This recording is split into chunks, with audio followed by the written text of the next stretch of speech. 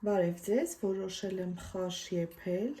հայկական ավանդական խաշ։ Վերցրել եմ տոտիկները, տավարի, տեսեք ինչ լավ կտորներ են։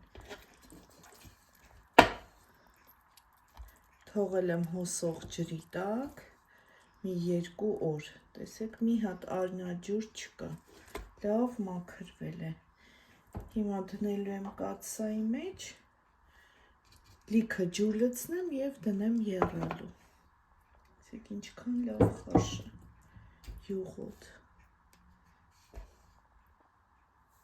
Լիքը ջուր եմ լցրել կաթսայի մեջ, հիմա դնում եմ եռալու։ Տեսեք արդեն եռում է, քափ է, դուրս տվել չենք մոռանում հավաքել։ Այսպես գեղեցիկ, որ արգանակն էլ մաքուր լինի, գույնը բաց լինի։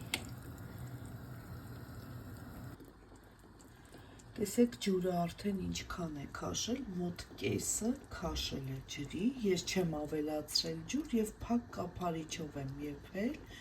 որպեսզի և ջուրը չգոլորշիանա և ինքը լավ եփվի։